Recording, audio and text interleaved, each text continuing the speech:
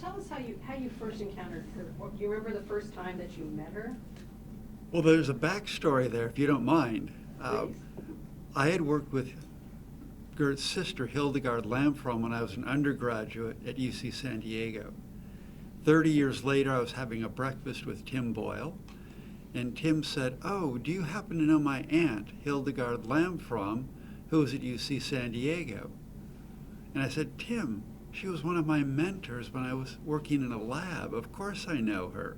But how would I ever have connected Gert Boyle and Hildegard Lamfrom as sisters?" And so Tim said, "You need to come meet my mom." And I went and I met Gert, and we talked about her sister, who had died when she was 64 of a brain tumor. And all Gert talked about was how much smarter her sister was than she was, but how little recognition she had gotten as a woman, a pioneering woman in science. And we decided we could fix that. So Gert, Tim, and Tim's wife, Mary, donated an endowed chair in Hildegard's honor, and now Lisa Cousins, the chair of our Cell and Developmental Biology Department, holds the Hildegard Lamfrom chair in their honor. So that was the first time I met Gert, to talk about her sister. What has been possible from Gert's donation? Yeah. What's possible with Gert's donation has been hiring of hundreds of people here. We now are occupying the Knight Cancer Research Building thanks to generosity of 10,000 people, many of them Oregonians, and including the state legislature. But we have now hired close to 750 people over the past 5 years to work on the cancer problem, thanks to the generosity of people like Gert Boyle and everybody else throughout the state. Is she perhaps one of the reasons why you decided to stay here, where you could essentially work anywhere in the world with what you do? I stay here because of the opportunities. And yes, with Phil Knight and Penny Knight and Gert Boyle and the state providing this opportunity to make an impact against cancer, I want to stay here and make that happen. I saw in your letter you described her as a friend of yours. What do Yes. you think of when you think of Gert's? What I think of Gert is somebody that I could always rely on to tell me the truth. I could always rely on Gert to have a good joke, a good line, a good quip, and I'd always leave Gert's office with a smile on my face. But even more, when I think about Gert, she had such incredible manners. And as we became closer and closer friends and family, when I lost my brother to cancer, she'd send me a condolence note. When I'd go and visit her and bring her some flowers, she'd send me a thank you note. And we just became such good friends, and I miss her. How did you hear of her passing? Tim Boyle sent me a text yesterday morning. Saw the picture of you two back to back holding Yes, your arms. yes. When was that? What was that like to do that with Well, her? that was so much fun. And we asked her, would she pose for that as part of the campaign during the Night Challenge? And when they came up with the idea, I said, well, if Gert's going to be one tough mother, I want one tough doctor. And she went along with it. And we just had a blast that day. But what you don't realize is that was the day she had decided to donate $100 million. And we didn't know going into that photo shoot that that's what she had planned to do. And I said to her, can I call Phil Knight and tell him? She said, yeah, get him on the phone. So we got him on the phone, and she gets on the phone and she said, Phil, just want to let you know, the little lady down the road chipped in too. And that was just Gert, just unfiltered and fun and such a joy to be around. And then you guys made a video when it came out. She was going to be anonymous, and then it ended up not being. Yeah, so Gert was initially the anonymous $100 million donor, and it became very quickly clear who it was. And we decided to do a video, some lemonade in the summer. And what was amazing about that day, Gert's 90 years old, and she is so good in front of the camera. When you look at think about the One Tough Mother ads, that was her. That was just pure natural Gert Boyle. And I was struggling to keep up with her. She'd continually go off script, she'd ad lib. And when I say we got a $100 million donation, she immediately said, oh, that must be some wealthy man. And I just had to get back, oh, yeah, Gert, you just never know, do you? And she was just a natural in front of the camera. And I said, I was just struggling to keep up with her. For people who have cancer or have loved ones with cancer, where are we at now? We're making remarkable progress. In the disease that I've developed a drug for, we now expect people to live, who once were expected to live 3 to 5 years, we expect them to live a normal lifespan.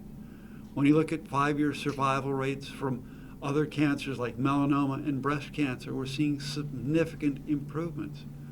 We know we have a long ways to go, but we're making progress every single day. And we won't ever forget the legacy that Gert leaves to help us accelerate that progress. Is there another moment that you kind of looked at Gert and thought, wow, she's quite an individual, like you said, where she said her sister was the one with the brains, yet she took a company that was faltering and brought it, back and kept it for so many years.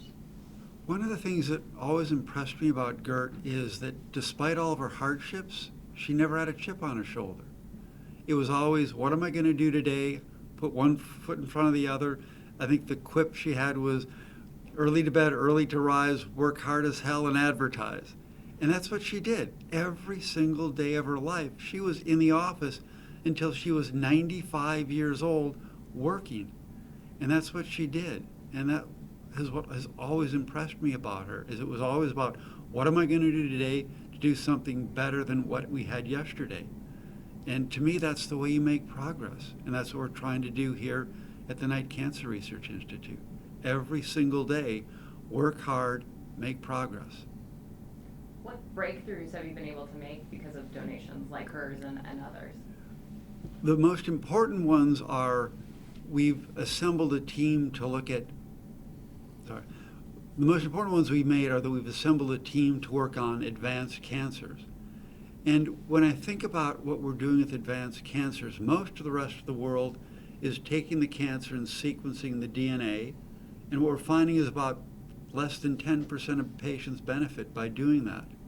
What we're doing here is we're collecting as much data as we can from a cancer and using that to make treatment decisions.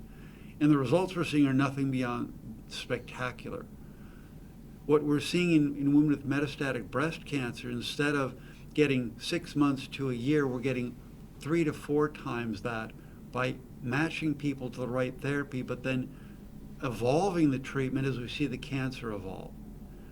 That's the extraordinary power that we'll be able to bring by recruiting some of the best minds here and unleashing the power of data analytics to understand cancer and to design treatments. I know you talked a lot about Gert and the kind of person she is and was, the tough woman and the fighter. And I read in your letter that you thought maybe if anyone's invincible, it might be her. She might be around forever. Yeah. What was your reaction when you heard, though, that she had passed? Well, both my wife and I cried. We adored Gert. We loved seeing her, and we just never thought this day would come to pass. But here it is, and we miss her. Are you closer to finding a cure for cancer because of people like her? We're absolutely closer. And one of the programs I haven't talked about, we're absolutely closer. One of the programs that we have ongoing here is identifying cancer earlier. That's what we set out with the Knight Cancer Challenge to do, was to identify cancer before it's too late. When you think about cancer that's spread, it's almost like saying, let's wait till it gets really bad and then treat it. Why aren't we identifying it earlier when we know it's more curable? And we have at least 100 scientists in this building working on that problem, and they're so close to making some breakthroughs to identifying cancer at its earliest, most curable stages. And we look forward to Oregonians benefiting from that first. Did other people follow Gert's lead and donate? Lots of people did, yes. And when Gert came in, we were still at around $425 million to the $500 million match from Phil and Penny Knight. And we thought we might have exhausted all possible donors. But when Gert came in, it then became a race to the finish line. Who was going to put us over the top? And even my daughter, who at the time was 9 years old, when she heard we were close, went upstairs, got her piggy bank and emptied it and said, "Daddy, is this going to be enough?" It was $16. But that was the spirit of Oregonians, was doing what they could. And for Gert, it was also, she said, I did what everybody else did. I gave what I could. My daughter gave what she could. We had kids doing bake sales, lemonade stands. People stepped up and gave what they could, and we're so grateful for that. Are there any more specific developments you can share that you guys are working on in the field of, you know, detecting early or any other specifics? We are working on a number of technologies that will allow us to take a blood sample and identify people that might have cancer and where it is. And we're hoping to begin to we're working on that. We also have the ability to make a chip. So we can run a blood sample over the chip to identify markers in the blood that may tell us who might have cancer and where that cancer is coming from. Those are some of the things that we're working on right now, and we're hoping to roll them out very soon. And would that be before somebody even knows that they have Yes. it, basically? It would absolutely be before somebody knows they have cancer. We know that probably 2% of the population are walking around with cancer but don't know it. We know that people, if they're beginning to have some early symptoms, that maybe some fatigue or some aches and pains, some weight loss, those are people who are actually a little bit more likely to have cancer, but we don't know how to detect it or where it's coming from.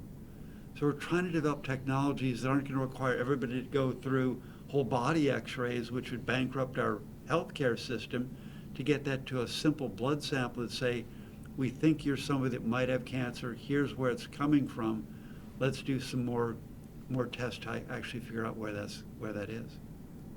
Do you think we'll eventually have a cure for cancer? I stay away from using cure because the way I look at it is, think about infections. If you had an infection in 1900, that was a 1 to 2 week life sentence or death sentence. And what happened over the course of the 1900s, we developed antibiotics, vaccines, chlorination of water, refrigeration, but people still die of infections. But we aren't afraid of them. When if you get pneumonia, you say, what antibiotic do I need to take? And you're cured. Even HIV, which was once a death sentence, now people are living with it. So I think people always die of cancer, but not at the rate they're dying of it, and they won't be afraid of it. It will be, I've got cancer, what treatment do I need to take? And then get on with my life. And that's the way I think about it, and much like an infection, it becomes, oh, I've got cancer, no big deal. What do I need to do about it? And I think we can get there. We have time for probably one more question. Is there anything we missed that you'd like to share that we didn't directly ask you?